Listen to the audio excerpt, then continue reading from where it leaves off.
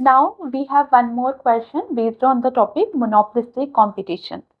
देखिए हमें यहाँ पे क्या पूछा, consider the following statements regarding long run equilibrium in the monopolistic market. Number 1, firms are in a no profit no loss situation. देखिए जब हम मोनोपोलिस्टिक कंपटीशन पढ़ रहे थे तो वहां पे हमने शॉर्ट रन के बारे में बात की, हमने लॉन्ग रन के बारे में बात की. तो शॉर्ट रन में आपको याद होगा कि हम सुपर नॉर्मल प्रॉफिट्स और लॉसेस तीनों के बारे में बात करते थे. लेकिन जब हम लॉन्ग रन के बारे में बात करते हैं तो वहां पे हम सिर्फ और सिर्फ नॉर्मल प्रॉफिट के बारे में बात करते हैं. जब हमने बोला नॉर्मल प्रॉफिट्स, उस समय हमारे पास क्या होता था, उस समय हमारे पास एवरेज रेवेन्यू और एवरेज कॉस्ट बराबर होता था. इसी तरीके से होता था हमारे पास. तो यहाँ पे ना ही हम प्रॉफिट में होते थे ना ही हम लॉस में होते थे. आई होप आपको डायग्राम थोड़ी सी याद आ रही होगी. तो जब हम लोगों ने डायग्राम बनाई थी वहां पे हम लोगों ने देखा था कि हमारी एवरेज रेवेन्यू कर्व टच कर रही थी किसको, एवरेज कॉस्ट कर्व को.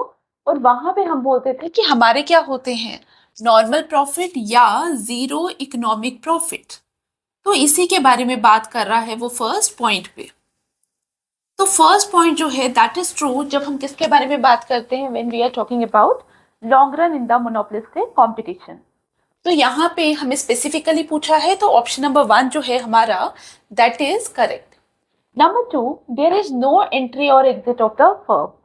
आपको याद होगा क्लास के अंदर while discussing the features of the monopolistic competition हम लोगों ने देखा था कि वहां पे क्या होता है, जनरली क्या होता है, फ्रीडम होती है एंट्री और एग्जिट ऑफ द फर्म की.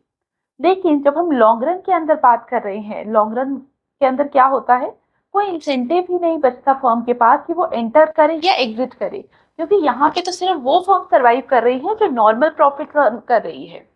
तो इसका मतलब देयर इज नो एंट्री और एग्जिट ऑफ द फर्म. ये स्टेटमेंट भी करेक्ट है because we are talking about long run.